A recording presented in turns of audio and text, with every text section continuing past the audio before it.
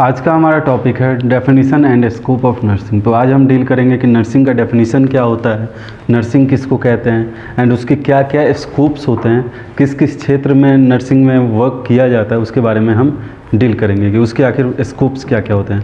पहले हम देख लेते हैं कि डेफिनेशंस क्या होते हैं नर्सिंग के। तो नर्सिंग का डेफिनेशन वर्जीनिया हेंडरसन के अकॉर्डिंग देखें तो उनका ऐसा मानना था कि the unique function of the nurse, एक नर्सिंग का ऐसा फंक्शन है, यूनिक फंक्शन है, is to assist the individual sick और वेल। कैसे लोगों को असिस्ट करने के लिए, जो बीमार हैं या जो हेल्दी हैं उनके मतलब असिस्ट करने के लिए नर्स का एक यूनिक फंक्शन है असेसमेंट, जिसमें वो क्या करती हैं, सिक और वेल का असेसमेंट करती हैं, यानी कि असिस्ट करती हैं उनको in the performance of those activities contributing to health और इट्स रिकवरी। यानी कि वैसी एक्टिविटीज़ में पार्टिसिपेट करती थी, वैसी एक्टिविटीज़ में वो इन्वॉल्व होती थी जिससे कि उनकी एक्टिविटीज़ इम्प्रूव हो सके या उनके हेल्थ से रिलेटेड जो भी इश्यूज़ हैं उनको सॉल्व किया जा सके। तो ये एक किसका फंक्शन है, यूनिक फंक्शन है नर्स का।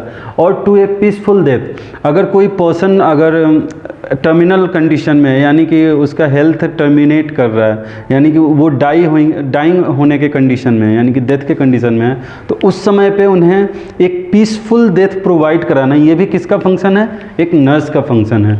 नेक्स्ट क्या कह रहा है, that he would perform unaided if he had the necessary strength, will और नॉलेज। वो तभी बिना किसी के हेल्प के ये सारी एक्टिविटीज़ परफॉर्म कर सकती हैं जब उनके अंदर प्रॉपर स्ट्रेंथ होगा, विल होगा, यानी कि क्षमता होगी, एक स्किल होगा एंड नॉलेज होगा, तभी वो इस चीज़ को अनएडेड परफॉर्म कर सकते हैं, यानी कि विदाउट किसी के हेल्प के वो इस चीज़ को परफॉर्म कर सकती हैं। And to do this in a such a way as to help him gain independence as rapidly as possible. और इसमें ये ऐसा करना है कि जो भी पेशेंट या क्लाइंट है वो जितना ईजिली हो सके या जितना जल्दी हो सके वो अपने पुराने हेल्थ कंडीशन को अचीव कर जाए, हेल्दी कंडीशन में आ जाए और वो ईजिली रिकवर हो जाए। ठीक है, तो ये वर्जीनिया हेंडरसन के द्वारा था। ये आप लोगों को डेफिनेशन एज इट इज़ आप लोगों को याद रखना होगा, एटलीस्ट एक वर्जीनिया हेंडरसन का डेफिनेशन और एक अमेरिकन नर्सेस एसोसिएशन के द्वारा जो डेफिनेशन दिया गया है, इसको आप लोगों को याद करना होगा, क्योंकि अगर आपके एग्ज़ाम में डायरेक्ट नर्सिंग का डेफिनेशन पूछ लिया जाता है तो आपको एज इट इज़ लिखना होगा। क्योंकि आप अगर किसी के अकॉर्डिंग, किसी साइंटिस्ट के अकॉर्डिंग आप लिखते हैं तो उसके अकॉर्डिंग एज इट इज़ लिखना होता है, लेकिन अगर आप अपने मन से बना करके लिख रहे हैं तो उसमें कोई ये नहीं है, आप अपने मन से बना करके लिख सकते हैं। ठीक है, लेकिन आप लोगों को एटलीस्ट ये दो याद होना चाहिए। ठीक है, नेक्स्ट हम लोग देख लेते हैं एक और डेफिनेशन है जो अमेरिकन नर्सेस एसोसिएशन के द्वारा दिया गया है। इसमें क्या है, the protection, promotion and optimization of health. यानी कि इसमें क्या करना है, प्रोटेक्शन, प्रमोशन एंड ऑप्टिमाइजेशन। किसका optimization and promotion and protection करना है, हेल्थ का। यानी कि हेल्थ को कैसे हम प्रोटेक्ट करेंगे, हेल्थ को हम कैसे प्रमोट कर सकते हैं एंड हेल्थ को कैसे हम बेहतर बना सकते हैं। Health and abilities prevention of illness and injury. और इसमें क्या है, नर्स का क्या फंक्शन है कि वो इलनेस से प्रिवेंट कैसे करना है ये बताएगी और इंजरी से कैसे प्रिवेंट हो सकते हैं इसके बारे में उन्हें नॉलेज प्रोवाइड करेगी। ठीक है, alleviation of suffering through the diagnosis and treatment of human responses and advocacy in the care of individual, families, community and population। और उनका काम क्या है, डायग्नोसिस करना। और ये सभी चीज़ें कैसे कर सकती हैं, प्रोटेक्शन, प्रमोशन एंड ऑप्टिमाइजेशन। उनका पहले जो भी क्लाइंट आता है उसका पहले डायग्नोसिस करती हैं, नर्सिंग स्टाफ्स जो भी होती हैं वो डायग्नोसिस करने के बाद उसके अकॉर्डिंग ट्रीटमेंट प्रोवाइड करती हैं। ट्रीटमेंट उनको देते हैं तब उससे क्या होगा, उनका हेल्थ प्रोटेक्ट होगा, प्रमोट होगा एंड ऑप्टिमाइज होगा। इन सभी चीज़ों को करने के लिए वो क्या करती हैं, ये यूज करती हैं डायग्नोसिस एंड ट्रीटमेंट का। ठीक है, नेक्स्ट कहता है alleviation of responses and advocacy in the care of individual, family, community and population. और उनके हक के लिए भी नर्सेस लड़ती हैं, यानी कि उनका जो राइट्स है उनके लिए एडवोकेट की तरह काम करती हैं, यानी कि उनका एडवोकेसी करती है। वो अगर हॉस्पिटल में आते हैं या कम्युनिटी लेवल पे ही हैं तो क्या हुआ, उनकी जो रिक्वायरमेंट्स हैं, उनकी जो नीड्स हैं उनको वो फुलफ़िल कराती हैं। जो भी हेल्थ केयर सर्विसेज के द्वारा प्रोवाइड की जा सकती हैं वो सारी सर्विसेज उनको प्रोवाइड कराती हैं, वो सारी इसेंशियल्स एलिमेंट्स उनको प्रोवाइड कराती हैं। तो ये किसका काम है, नर्स का काम है। ठीक है, नेक्स्ट हमारा क्या है, स्कोप ऑफ नर्सिंग। नर्सिंग के कौन कौन से स्कोप्स हैं उसके बारे में डील करेंगे। नेक्स्ट हमारा क्या है, nursing provides care of 3 categories of patient. Nursing क्या करता है, 3 कैटेगरीज ऑफ पेशेंट्स को केयर प्रोवाइड करता है, जैसे individual, family and community.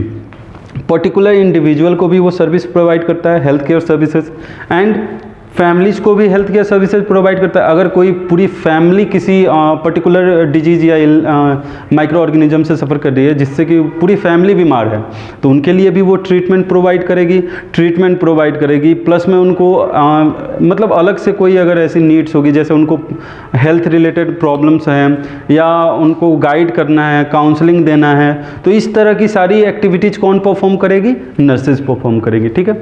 Next community के लिए भी, जैसे वो एक इंडिविजुअल और फैमिली के लिए कर रही है, वैसे जो नर्सिंग पर्सनल है वो जो एक्टिविटीज़ कर रहे हैं वो क्या कर सकते हैं, कम्युनिटी के लिए भी। जैसे कम्युनिटी हेल्थ नर्स होती हैं, वो क्या करते हैं कि कम्युनिटी लेवल पे जा करके वहाँ पे कुछ खास डिफाइंड एरिया के पॉपुलेशन को वो गाइड एंड ट्रीट करते हैं, या वहाँ पे जो भी ट्रीटमेंट या हेल्थ केयर सर्विसेज प्रोवाइड कराना होता है वो वहाँ पे सर्विसेज प्रोवाइड कराती हैं। तो ये किसका काम होता है, नर्सिंग पर्सनल्स का काम होता है। ठीक है। नेक्स्ट कहता है nursing practice involves 4 areas. Nursing practice जो है, हम लोग पहले देखें कि नर्सिंग केयर जो है हम 3 लेवल्स पे देते हैं, यानी कि इंडिविजुअल, फैमिली एंड कम्युनिटी को देते हैं। लेकिन जब नर्सिंग प्रैक्टिस जो है वो 4 एरियाज में इन्वॉल्व होती हैं, जैसे promoting health and wellness, health and wellness को प्रमोट करना, ये पहला हमारा एरिया हो गया। नेक्स्ट है प्रिवेंटिंग इलनेस, यानी कि इलनेस को प्रिवेंट करना, ये दूसरा एरिया हो गया। थर्ड वन हमारा है restoring health and caring for the dying. इसमें कह रहा है कि रीस्टोरिंग हेल्थ, यानी कि अगर कोई पर्सन बीमार हो गया है, ठीक है, वो क्रोनिक डिजीज से सफ़र कर रहा है, तो उसको हमें क्या करना है, रीस्टोर करना है, यानी कि फिर से हमें उसे रिहेबिलिटेट करके उसके पुराने नॉर्मल वाले कंडीशन में उसको वापस ले जाना है। ये किसका काम है, नर्स का काम है। एज ए नर्स ये हमारा फ़र्ज बनता है कि हम उसको पुराने हेल्थ के कंडीशन में वापस ले जाएँ और उसके हेल्थ को रीस्टोर करें। ठीक है। नेक्स्ट है केयरिंग फॉर द डाइंग, यानी कि जो पर्सन डाई करने वाले, यानी कि मरने के कंडीशन में हैं, उनकी लाइफ जो है वो टर्मिनेट हो रही है, धीरे धीरे वो टर्मिनल स्टेज में पहुंच रहे हैं, तो वैसे पेशेंट्स को भी केयर प्रोवाइड करना है। हमने डेफिनेशन में देखा था ना कि और टू ए पीसफुल डेथ, यानी कि नर्स का काम क्या होता है, पीसफुल डेथ प्रोवाइड कराना। अगर कोई पर्सन या कोई क्लाइंट है जो कि टर्मिनेट हो रहा है उसका हेल्थ, तो उसको हम, अगर वो चाहता है कि वो ईजिली मतलब अपने डेथ कर जाए, मतलब उसको किसी भी तरह का दिक्कत ना हो, तो उसको हम पीसफुल डेथ प्रोवाइड कराते हैं, ताकि वो बिना किसी भी डिस्कम्फर्ट के वो भी आसानी से डेथ को अचीव कर जाए। ठीक है। नेक्स्ट क्या है हमारा, अब इसको हम स्कोप्स देख लिए, तो चारों लेवल्स के बारे में हम लोग बात कर लेते हैं। पहला क्या है हमारा, promoting health and wellness. Health and wellness को प्रमोट करना है। इसमें क्या करते हैं कि जो भी हेल्थ रिलेटेड इश्यूज़ हैं या इश्यूज़ नहीं भी हैं, तो उनको हमें प्रमोट करना है। प्लस में अगर कोई मान लो कि कोई इल पर्सन है, ठीक है, तो इल पर्सन आएगा, उसको भी हमें केयर प्रोवाइड करना है और उसको भी हमें गाइड करना है कि आप अपने हेल्थ को कैसे बेहतर बना करके रख सकते हैं। लेकिन अगर कोई हेल्दी पर्सन है, वेल है, उसको कोई भी बीमारी नहीं है, तो हम उसको भी हमें गाइड करना है ताकि वो अपने हेल्थ को कैसे बेहतर मेंटेन करके रख सकते हैं। ठीक है। तो ये किसके अंदर आ जाता है, प्रमोटिंग हेल्थ एंड वेलनेस के अंदर। इसमें कह रहा है through knowledge and skill the nurse facilitates decision about life style that enhance quality of life and encourage responsibility for one's own health. इसमें कह रहा है कि जैसे कोई इंडिविजुअल है, वो उसकी जिम्मेदारी बनती, हमें उसको गाइड करना है या टीच करना है, जिससे कि उसके अंदर ये रिस्पॉन्सिबिलिटी आए कि उसकी हेल्थ है, तो ये उसकी जिम्मेवारी बनती है कि वो उसको प्रॉपर मेंटेन करके और हेल्दी रख सके। वेलनेस का मतलब क्या है, वेलनेस का मतलब है कि ऐसी एक्टिविटीज़ को अपनाना, ऐसी लाइफ स्टाइल को अपनाना जिससे कि हमारा हेल्थ बेहतर हो और हमारे हेल्थ में सुधार आए। ठीक है। नेक्स्ट हमारा क्या है, इसमें हम क्वालिटी ऑफ लाइफ, ऐसे लोगों को इनकरेज करते हैं, जो भी पेशेंट आते हैं उनको इनकरेज करते हैं ताकि वो अपने हेल्थ को बेहतर बना सकें। वो कौन करता है ये सारी एक्टिविटीज़, नर्सेस करती हैं। ठीक है। नेक्स्ट हमारा क्या है, प्रिवेंटिंग इलनेस। इलनेस को प्रिवेंट करना, यानी कि इसमें हमें ऐसी एक्टिविटीज़ अपनानी है जिससे कि हम इलनेस को प्रिवेंट कर सकें। ये कैसे कंडीशन है? ये एक ऐसा कंडीशन है जहाँ पे मान लेते हैं कोई पर्सन इल हो गया है, उसको वो बीमार हो गया है, तो हमें उसको क्या करना है? उसको क्योर करना है, उसके हेल्थ रिलेटेड प्रॉब्लम्स को सॉल्व करना है, उसके इलनेस को हमें कम करना है, उसको हेल्दी कंडीशन में ले जाना है, तो उसके इलनेस को हमें प्रिवेंट करना है। प्रिवेंटिंग ऑफ इलनेस में ये भी हो सकता है कि अगर कोई मान लेते हैं कि किसी के चांसेस हैं कि फ्यूचर में वो बीमार हो सकता है, अगर किसी खास एरिया में किसी माइक्रो ऑर्गेनिज्म कम्युनिकेबल डिजीज़ का स्प्रेड हो रहा है बहुत तेज़ी से, तो हमें ऐसा चांसेस है कि अगर कुछ खास पॉपुलेशन को या कुछ खास इंडिविजुअल को अगर मतलब इलनेस वो हो जाता है, तो हम उससे पहले जो एक्शन ले लेंगे ना, उसको हम बोलेंगे प्रिवेंटिंग इलनेस। यानी कि इलनेस को हम इलनेस होने से हम रोक रहे हैं। वो कैसे रोक सकते हैं? बहुत सारे मेथड्स हैं, जैसे वैक्सीनेशन करके, इम्यूनाइजेशन करके, या हम प्रोफाइलेक्टिक एक्शंस यूज करके। ऐसे क्या कर सकते हैं? हम इलनेस होने से प्रिवेंट कर सकते हैं, ठीक है। नेक्स्ट इसमें क्या देखते हैं? The objective of illness prevention activities is to reduce the risk for illness, यानी कि इलनेस की जो रिस्क है उसको रिड्यूस करना है। To promote good health habits, और जो गुड हेल्थ हैबिट्स है यानी कि proper exercise, proper diet, balance diet, ये सभी जो लाइफ स्टाइल मेंटेन करना, ये सभी क्या है? गुड हेल्थ हैबिट्स हैं। And to maintain optimal functioning, जब हम ये सभी चीज़ें करेंगे, अपने लाइफ स्टाइल को मेंटेन करेंगे, proper exercise and balance diet लेंगे, तो हम अपने ऑप्टिमल फंक्शनिंग यानी कि हमारा जो फंक्शनिंग का लेवल है, यानी जो हमारा परफॉर्मेंस का लेवल है, हम उसको इम्प्रूव कर सकते हैं, इंक्रीज कर सकते हैं, ठीक है। तो ये कैसे होगा? ये अगर हम good healthy habits healthy life style अपनाएंगे तो वैसे हमारा हेल्थ प्रमोट होगा, और इलनेस से भी हम अपने आप को प्रिवेंट कर सकते हैं, क्योंकि हमारा इम्यूनिटी बेस्ट होगा। इम्यूनिटी इम्प्रूव होगा तो हम इलनेस से ऑटोमेटिक प्रिवेंट कर पाएंगे, और नहीं तो अदर जैसे हमने बताया इम्यूनाइजेशन, वैक्सीनेशन, प्रोफाइलेक्सिस एक्शन, इन सब के थ्रू हम क्या करते हैं? इलनेस को प्रिवेंट करते हैं। नेक्स्ट हमारा क्या है? Restoring health. रीस्टोरिंग हेल्थ का मतलब क्या है? वैसा कंडीशन जिसमें कोई पर्सन क्रोनिक डिजीज से सफ़र कर रहा है। एग्जाम्पल के तौर पे ले लें कि कोई पर्सन हाइपरटेंशन से सफ़र कर रहा है, या कोई पर्सन डायबिटीज से लंबे समय तक सफ़र कर रहा है, तो हमें क्या करना है? इसमें उसके हेल्थ को रीस्टोर करना है। यानी कि वो मान लेते हैं कि बहुत ही सीवियर कंडीशन में वो पहुंच गया है, तो हमें कोशिश करना है कि वहाँ से उसे मॉडरेट लेवल पे ले आएँ, फिर माइल्ड लेवल पे ले आएँ, और फिर अगर हो सके तो उसे हम नॉर्मल कंडीशन में भी ला सकें। तो इसको हम क्या बोलते हैं? Restoring health. तो ये किसका फंक्शन होता है? नर्सेज का फंक्शन होता है। वो अगर प्रॉपर केयर प्रोवाइड करेंगी, प्रॉपर मेडिकेशन वगैरह करेंगी, प्रॉपर उनको साइकोलॉजिकल सपोर्ट देंगी, प्रॉपर गाइडेंस एंड काउंसलिंग देंगी, तो वो क्या हो सकते हैं? उनका हेल्थ रीस्टोर हो सकता है। रीस्टोर का मतलब क्या होता है? री मतलब अगेन, स्टोर मतलब उसको प्रिजर्व करना है, यानी कि जो हमारा पहले वाला हेल्थ का कंडीशन था उसको फिर से हमें गेन करना है, ठीक है। तो इसमें कह रहा है activities to restore health focus on the individual with an illness and range from early detection of a disease to rehabilitation and teaching during recovery. इसमें क्या करना है कि अर्ली डिटेक्शन करके भी हम उसको, जैसे मान लेते हैं कि कोई डिजीज़ है, हाइपरटेंशन हो रहा है, तो चांसेस हैं कि जैसे जैसे हाइपरटेंशन बढ़ेगा आगे चल करके हार्ट अटैक होने का चांसेस, हार्ट फेलियर होने का चांसेस, ये सब बढ़ सकता है ना। तो हमें क्या करना है? अर्ली डिटेक्ट कर लेना है। हम पहले ही डिटेक्ट कर लेंगे कि हाँ इस पर्सन को हाइपरटेंशन है, तो इसके लाइफ स्टाइल में हम कुछ चेंजेज ला सकते हैं, उसको प्रॉपर मेडिकेशन देंगे, उसको बोलेंगे सोडियम इंटेक कम करो, प्रॉपर एक्सरसाइज वगैरह करो। तो ऐसे क्या कर सकता है वो? अपने मतलब जो भी सीवियरिटी है, यानी कि जो उसकी कॉम्प्लिकेशंस होने वाले हैं, उसको वो रोक सकता है। तो वैसे हम क्या कर सकते हैं? हेल्थ को रीस्टोर कर सकते हैं, ठीक है। ये आप लोगों को समझ में आया। नेक्स्ट क्या है? Collaborating with other health care providers to providing care and rehabilitation for illness. इसमें ये है कि जैसे हम लोग नर्सिंग पर्सनल्स हो गए, हमारे अलावा मेडिकल फील्ड में और भी बहुत सारे स्टाफ्स होते हैं, और भी बहुत सारे सेक्टर्स के लोग होते हैं, जैसे MBBS हो गए, फिजिशियंस हो गए, और जो फार्मासिस्ट हो गए, पीडियाट्रिशियन हो गए, या लेबोरेट्रिशियन हो गए, ये सभी क्या है? अदर मेडिकल स्टाफ से। तो हमें क्या करना है? इनसे कोलैबोरेट करके, यानी कि एक ग्रुप बना करके, एक मतलब इंटीग्रेट करते हुए सारे लोगों के जो भी नॉलेज हैं या सारे लोगों का जो परफॉर्मेंस है उसको यूटिलाइज करके हमें क्या करना है कि जो पेशेंट्स के कॉम्प्लिकेशन हो रहे हैं उसको हमें क्या करना है? रिहेबिलिटेट करना है, यानी कि उससे हमें बचाना है। अगर पर्सन कोई कॉम्प्लिकेशन की तरफ जा रहा है तो हमें उसको फिर से नॉर्मल कंडीशन में वापस लाना है, ठीक है। नेक्स्ट है हमारा facilitating coping with disability and death. हमें क्या करना है, एक तो कोपिंग फैसिलिटेट्स करने हैं।